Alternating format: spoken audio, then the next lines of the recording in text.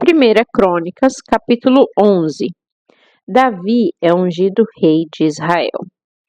Então todo Israel se reuniu em torno de Davi, em Hebrom, exclamando: Vê, somos todos de teus ossos e de tua carne. Mesmo antes, quando Saul ainda reinava, eras tu quem liderava Israel nas batalhas. E Yahvé, o teu Deus, te declarou: Tu pastorearás o meu povo Israel. Sim, serás príncipe e governarás sobre todos os israelitas. Então, todos os anciãos e demais autoridades de Israel dirigiram-se ao encontro do rei Davi em Hebrom, onde se celebrou um pacto com elas perante o Senhor, e ali ungiram Davi, rei de Israel, conforme Yahvé havia predito por meio de Samuel. A conquista de Jerusalém. Então Davi marchou para Jerusalém, conhecida também como Jebus. Os jebuseus, habitantes da cidade, advertiram a Davi, dizendo: Tu não entrarás aqui. Contudo, Davi conquistou a fortaleza de Sião, que se tornou a cidade de Davi.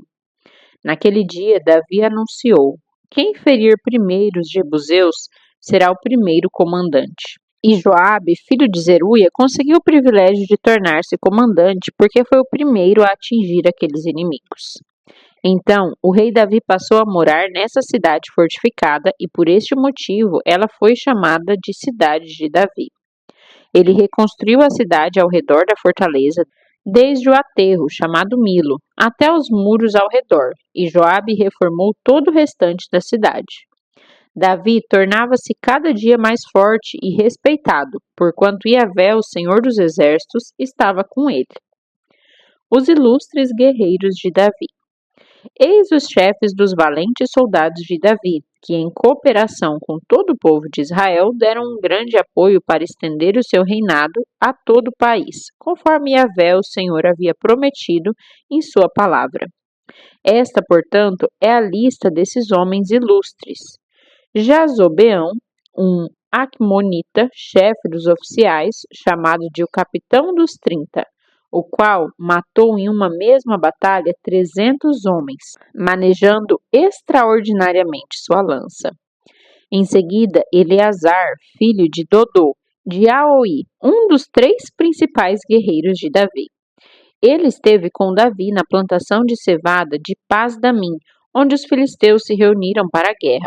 As tropas israelitas fugiram dos filisteus, mas eles mantiveram sua posição militar no meio da plantação. Eles a defenderam e mataram muitos filisteus, e o Senhor os livrou com uma grande vitória. 3 dos 30 capitães desceram ao penhasco para se encontrar com Davi na caverna de Adulão. Enquanto isso, o exército dos filisteus estava acampado no vale de Refaim.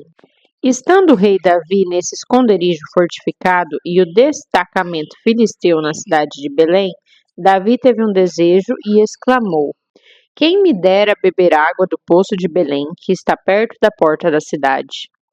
Então aqueles 3 homens invadiram o acampamento dos filisteus, tiraram água do poço de Belém, que estava perto da entrada da cidade, e a trouxeram a Davi.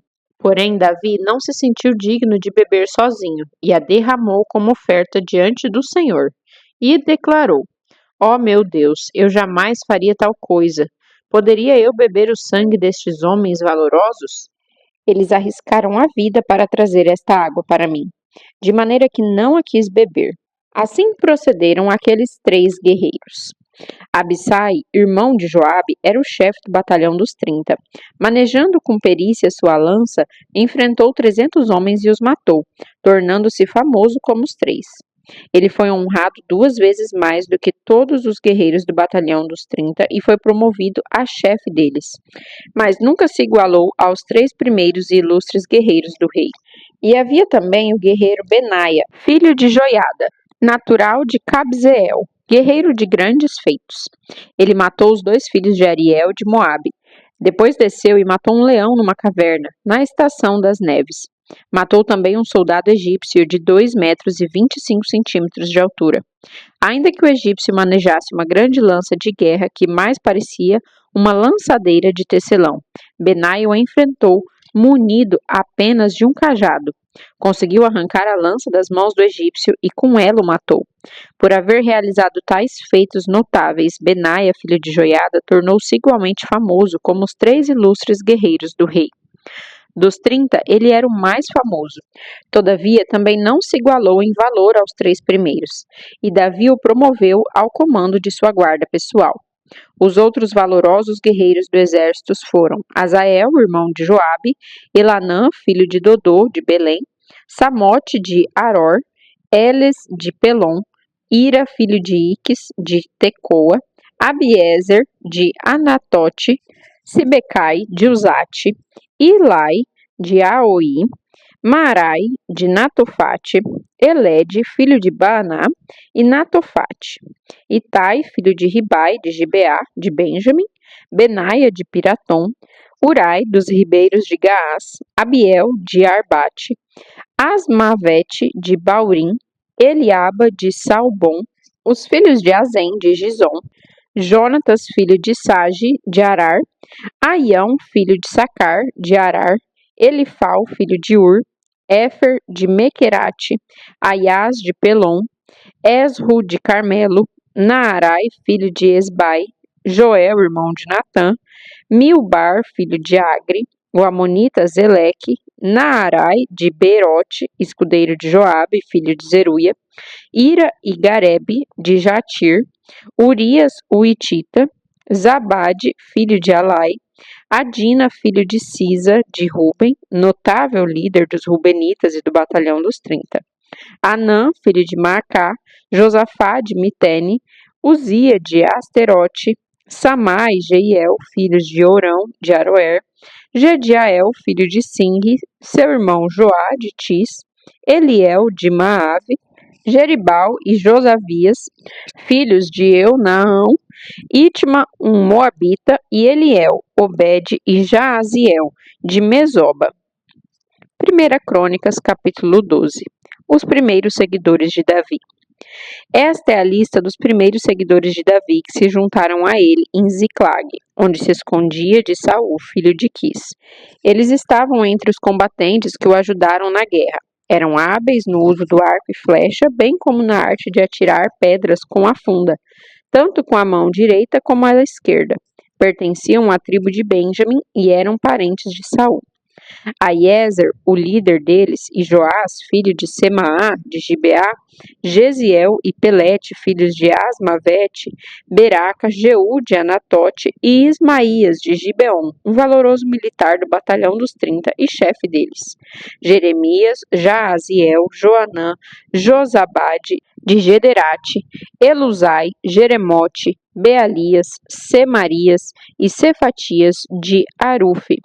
Os coreitas Eucana, Isias, Azarreel, Joézer e Jazobeão, e Joelá e Zebadias, filhos de Jeorão de Gedor. Da tribo de Gade, alguns ofereceram seu apoio a Davi e aliaram-se a ele em sua fortaleza no deserto.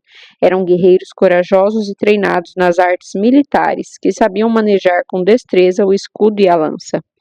Os rostos deles eram fortes e decididos como os de um leão, e eles eram tão ágeis como as mais rápidas corças galopando sobre os montes. Ézer era o líder e mais destacado entre todos. Obadias o segundo, Eliabe o terceiro, Mismana o quarto, Jeremias o quinto, Atai o sexto, Eliel o sétimo, Joanã o oitavo, Euzabade o nono, Jeremias o 10º, Machanai o 11º. Estes nobres guerreiros eram todos da tribo de Gade e chefes do exército. O menor deles valia por 100 homens e o maior por 1000 soldados. Foram eles que atravessaram o Jordão no primeiro mês do ano, quando o rio transborda em todas as suas margens, e conseguiram colocar em fuga todos os moradores dos vales da região, a leste e a oeste. Também vieram alguns do povo de Benjamim e de Judá e se juntaram a Davi na fortaleza. Davi saiu para encontrá-los e lhes declarou: Se viestes a mim pacificamente para cooperar comigo, estou disposto a receber-vos. Mas se viestes para me entregar aos meus inimigos, sem que eu seja culpado de violência, que o Deus de nossos pais o veja e o repreenda. Então o Espírito veio sobre Amazai, capitão e chefe do batalhão dos 30, e o motivou a declarar: Ó rei Davi, nós somos teus e estamos contigo. Ó filho de Jessé, Shalom, paz seja contigo e com todos os seus aliados, pois o teu Deus é o teu auxílio e cooperador. Alguns soldados de Manassés também passaram a seguir Davi quando ele veio com os filisteus para lutar contra Saul. Todavia, ele não os ajudaram, pois os chefes dos filisteus, depois de buscarem conselho, mandaram-nos embora, alegando: pagaremos com as nossas próprias vidas, se porventura ele desertar e vier a passar para o lado de Saul, seu senhor. Então, quando Davi retornou a Ziclag, estes chefes militares de Manassés começaram a segui-lo: Adna, Josabade, Gediael, Micael, Josabade, Eliú e Ziletai, chefes de batalhões de 1000 homens em Manassés. Eles colaboraram com Davi na luta contra a tropa de saqueadores, pois todos eles eram bravos guerreiros e nobres capitães no exército. Todos os dias chegavam soldados para ajudar Davi, até que se formou um grande e ilustre exército, como o exército de Deus. Os guerreiros de Davi em Hebrom. Este é o número dos militares armados para a guerra que vieram cooperar com Davi em Hebrom, para lhe entregar o reino de Saul, conforme a palavra do Senhor havia predito. Da tribo de Judá, 6.800 soldados armados para a guerra com escudo e lança. Da tribo de Simeão, 7.100 guerreiros treinados e prontos para o combate. Da tribo de Levi, 4.600 soldados, inclusive Joiada, chefe da família de Arão, com 3.700 homens. E Zadok, um jovem e valente guerreiro, com 22 oficiais e chefes do seu grupo de famílias. Da tribo de Benjamim, parentes de Saul, 3.000 homens, a maioria dos quais era até então fiel à família real de Saul. Da tribo de Efraim, 20.800 valorosos soldados, conhecidos por seus grandes feitos em seus próprios clãs. Da metade da tribo de Manassés, 18.000 indicados por nome a fim de proclamarem Davi rei. Da tribo de Issacar, 200 chefes estrategistas que sabiam como Israel deveria agir em qualquer circunstância. Comandavam todos os seus parentes. Da tribo de Zebulon, 50.000 soldados corajosos, experientes e hábeis com todo tipo de armas, prontos para guerrear, decididos a cooperar com Davi. Da tribo de Naftali, 1.000 capitães com 37.000 militares armados de escudos e lanças. Da tribo de Dan, 28.600 homens preparados para o combate. Da tribo de Azer, 40.000 soldados experientes, treinados e prontos para qualquer combate. E do leste do Jordão, das tribos de Ruben e de Gade, e da metade da tribo de Manassés, 120.000 soldados muito bem armados. Todos esses guerreiros, que tinham pleno conhecimento das artes militares em tempos de guerra, vieram a Hebrom decididos a proclamar Davi rei sobre todo Israel. E todo o restante do povo de Israel era unânime em constituir Davi rei. Eles permaneceram ali com Davi durante 3 dias, comendo e bebendo, pois seus parentes lhes tinham preparado todas as provisões. De igual forma, todos que moravam na vizinhança, e mesmo desde Issacar, Zebulon e Naftali, trouxeram sobre jumentos, camelos, mulas e bois os mantimentos necessários: pão, provisões de farinha, pastas de figos e cachos de passas, vinho e azeite, bois e ovelhas. Era suprimento com fartura, porque Israel estava muito feliz e em festa. 1 Crônicas, capítulo 13. O retorno da Arca da Aliança. Logo depois de realizar uma consulta a todos os seus oficiais, os comandantes de 1.000 e de 100 homens, Davi reuniu toda a Assembleia de Israel e declarou: se estais de acordo, e se esta é a vontade de Yahvé, o Senhor nosso Deus, enviemos mensageiros por toda parte aos nossos demais irmãos que se encontram em todos os territórios de Israel, e aos sacerdotes e levitas nas suas respectivas cidades e nos seus campos, para que venham e se reúnam conosco. E voltemos a trazer para nós a arca da aliança de nosso Deus, porque não a consultamos nos dias de Saul. Toda a comunidade concordou que assim se fizesse, porque isso pareceu bem aos olhos de todo o povo. Então Davi reuniu todos os israelitas desde o rio Sior, no Egito, até Lebo-amate, para trazerem de Quiriate-Jearim a arca de Deus. O rei Davi e todos os israelitas foram a Baalá, que é Quiriate-Jearim, em Judá, a fim de trazer de lá a arca da aliança de Deus, que tem o seu trono estabelecido entre os querubins, a arca sobre o qual o seu nome Yahvé é invocado. Da casa de Abinadab, transportaram a arca de Deus sobre um carroção novo e especial, conduzido por Uzá e Aiu. Davi e todos os israelitas iam exultando, cantando e dançando com todo vigor e alegria diante de Deus, ao som de harpas, liras, tamborins, símbolos e trombetas. Assim que chegaram à eira de Quidom, Uzá esticou os braços e segurou a arca, porquanto os bois haviam tropeçado.